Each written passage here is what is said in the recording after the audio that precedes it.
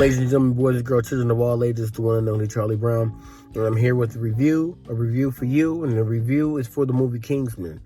It's the prequel to the two-part series we already received, which was the Kingsman, with Taron Egerton. I'm pretty sure I pronounced his name wrong, but that man is amazing, and he has the voice of a freaking angel. Anyway, those were based off a comic book. Kingsman has a comic book series out. I think the series is called Kingsman, plus I think it's another one called Secret Service or something like that. But the little bit of the comic book series that I read was actually pretty good. So I'm not really that thrown into the world of Kingsman, but the first Kingsman movie that came out was amazing. Like literally, it was amazing for the action movie that it set up and that it was. The second one was really goofy, like they kicked it up a notch. The second one wasn't as good as the first one, but it was still good. Like for example, at the end of the first one, I'm trying to like set you a basis up. So at the end of the first one, he had to save the princess. That told him, "Hey, save me, and we'll do butt stuff." So he saved the world so he can do butt sex. Yeah. And that's what brings me to my point for this movie. The tone for the Kingsman, which is actually a prequel, which shows you how Kingsman got set up, is really, I don't even know how to really explain this to people. Like, it's an odd movie to watch. And like the entire time I was watching the movie, I just kept going, no.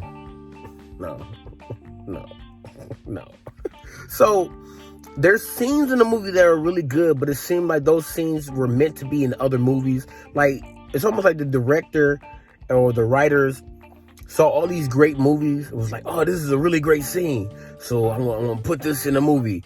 And then it was a really great scene, I'm gonna steal that and I'm gonna put this in a movie. That's what it seems like to me, because the story was shit. Like, the story was horrible. Like, excuse me, the story for this movie, the story beats everything. Like, how should I put this? So, the majority of the runtime, spoiler alert, just in case, the majority of the runtime of the movie is the father telling the son, no, I don't want you to fight in the war. No, you can't do this. I'm a pacifist. I don't fight. I'm not a fighter anymore. I'm not a violent man. Okay? So then he becomes a violent man at the end of the movie. Like, his character arc, like, so he said that like at one point in the movie there's a villain, which the villain itself, the main villain, was such a fucking letdown. Like, I was like, all right. And then he started fighting, and I was like, I don't know, man. There was other people that put up more of a fight than he did. But, you know, whatever. And so the main character, which is played by Ralph Fiennes, which he probably did the best in the movie, him and Daisy Hasu. I'm pretty sure I'm pronouncing his name wrong too. I gotta learn how to pronounce people's names. I gotta learn how to pronounce words. Anyway, so the two of them like probably were the best in the movie. The guy who played Rasputin, he did a really good job too. But that's what I mean. Like, so first let me talk about the character, the main character. So his character spent the majority of the time trying to keep his son from fighting in the war, and this all takes place during World War I. So he's trying to keep him from fighting in the war. And then, like, every event that set up the war, they were pretty much, like, there for it or whatever. So it's like we were just pretty much along for the ride. And, so the main character at the end of the movie, when he has the opportunity to fight the big baddie's like, well, no, you can't let me die because you're against violence and you're against hurting people and blah, blah, blah. Which at this point is like kind of a mute point because he just literally just massacred a bunch of people. So he's like, oh, so yeah, you can't let me die and whatever. He was like, yeah, but I became the man that my son would have been, something like that, along those lines. And I was just like, what the fuck does that even mean? What? All right. And then he takes out his son's star, and then he cuts the ribbon. I'm like, why didn't he just let go of the ribbon? I'm like, I don't get it. Like, I don't get what the director was trying to convey in that moment. Like, innocently in that moment, I was just like, he could just let the dude die and we could just moved on with the rest of our lives, but whatever, whatevs.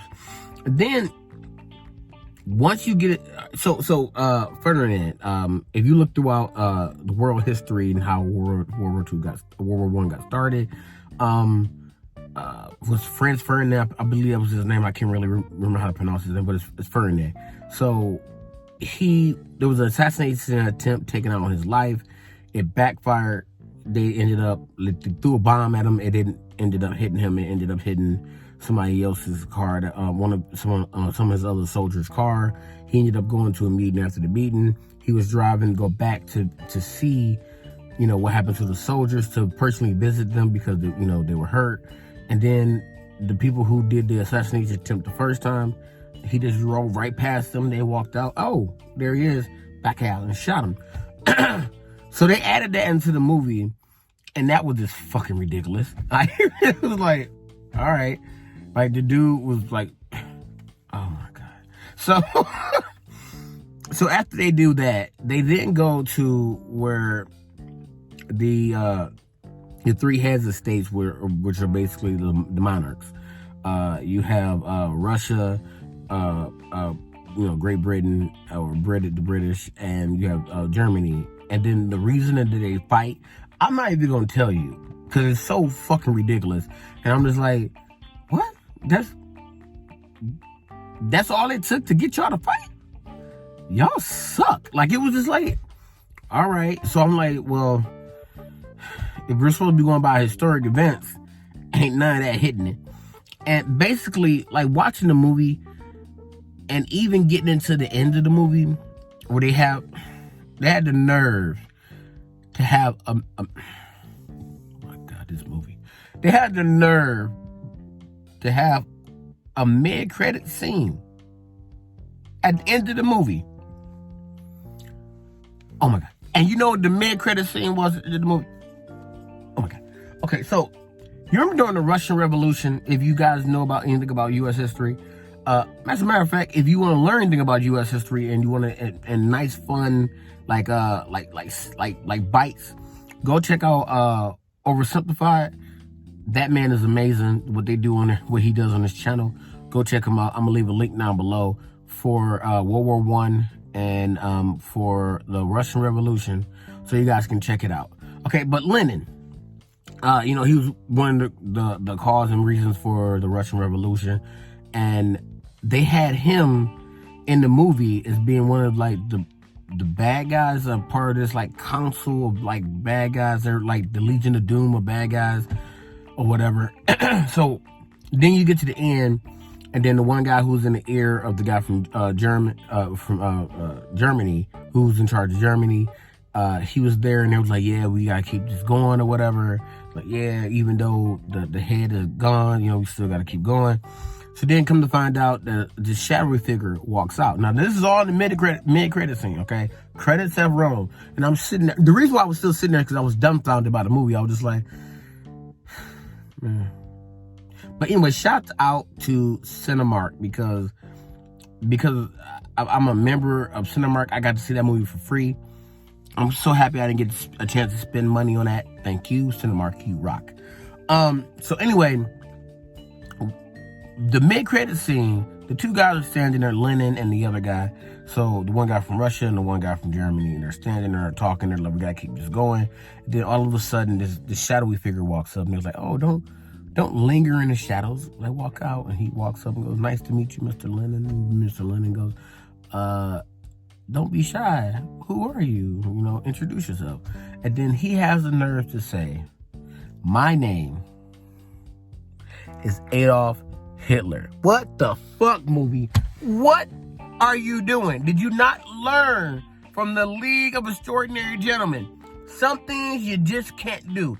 It's like the writer was trying to create a world to try to explain the Kingsmen, but tonally doesn't make sense because of who they fought in Kingsman 1 and Kingsman 2. None of them were involved in any type of historic events. So what the hell were you doing? You could have explained this any other kind of way.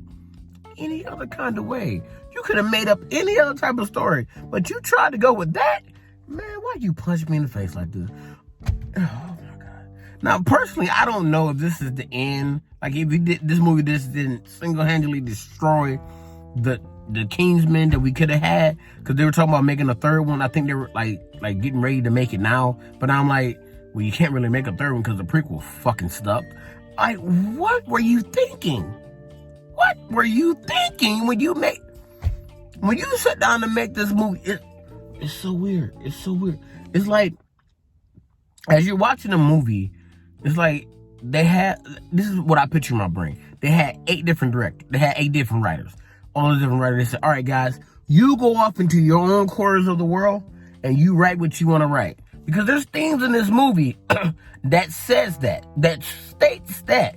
Okay, there's a really great action sequence, right? And the action sequence that's really, really great, okay, is the action sequence where they're fighting Rasputin, okay? So while they're fighting Rasputin is doing this swirly, like dance, and he's kicking everybody's butts and everything. But before that, how they got into the scene was freaking odd. So apparently Rasputin, like throughout history, they say he's a very odd, weird, off-kilter man, okay? And there's a lot of mystery around how he actually died in real life. Okay, so the character, Rasputin, he's like able to hypnotize people. And not only is he able to hypnotize people, he's able to, like, not be poisoned. He's also able to, what's up with this? He's a sexual predator, basically. That's the best way of putting it. Yeah. Cause he fixed the main character's leg, like, sexually. I don't even know how to explain how they did that. So it was like weird, the tone to get to that point. So then when they got to the fight, I was like, oh, cool. This is a great action sequence. And then they killed that character off. I said, all right, cool. All right. But that's the thing with Kingsman. They always give you this one action set piece that is just like really intense and really crazy. The camera angles are really good. The choreography is amazing. They did that in 1 and 2. And then they did it in this. Then there's another scene where it's like a military scene, right? There's a they have to go and get someone that ended up getting blown up, and they're in the trenches, okay? So they're going through and they're trying their best not to make any noise so the enemy won't see them. So they're going through, then the other bad guys get close to them and they get close to the bad guys, and the bad guys are like, shh, be quiet. So then they put down their rifles and they take out their guns, their knives, so that way either of the other teams won't, just start shooting them all. So they start going at it with hand-to-hand combat, and the main character's son is out there, and the action sequence right there is really cool because it's really quiet. They like the way this scene was shot was really done well. But then you get back to the rest of the movie and you're just like, what the fuck happened? Like, what? Like, the tone of the movie can't keep up with itself. There's parts of the movie where they're serious and they're like, really, oh, this is a serious thing, even though we're taking real life events and we're manipulating them, and this is real serious. And then they get real goofy, and it's like, oh, hey, look at us, we're a comic movie. And then it's like, oh, we're serious again, and now we're real serious. Then it's like, nothing's happening. We're not doing anything, and we're just gonna be very whimsical and happy and no. Oh no, look, we're a comic movie again. Oh, let's get silly. So the main problem with this movie is the tone. The other problem with the movie is that they're trying their best to be like other movies. And another problem with this fucking movie is that the writing was weird and all over the place. And they had too many writers. They had to have too many writers. I don't even know how many writers they had. But if they had one writer, that writer has multiple personalities, because this movie is scattered all over the place. It's a fail. It's a fail. Okay? I don't care if you go high or low. I just can't recommend anybody to see this movie. And definitely, if you see this movie, do not stay for that comical mid-credit scene like they're trying to set something else up. No. I actually feel bad for a lot of these actors in there, because a lot of those actors in there actually did a great job. Like, with those characters that they had. They did what they had to do. Okay? It's like WWE. You know, the acting in WWE, it's like the wrestlers are amazing. The performers are amazing. But the writing is shit. Oh my, I'm cussing so much because I am so mad. I waited so long to see this movie. I waited so long to see this movie. I don't think you understand. So long for them to get me. Lord, why would you do this to me? To me, I was a fan. I didn't do anything to you. I didn't do anything to you. I didn't do it. I didn't pee in your Cheerios. I didn't bust in your door and say, I'm about to go poop-de-doop inside your bath. I didn't do a damn thing to you. I didn't sleep with your wife.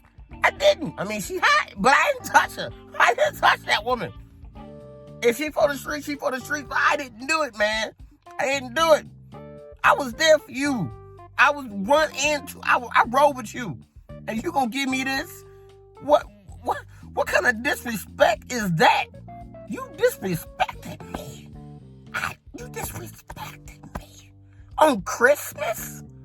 On Christmas, my dude?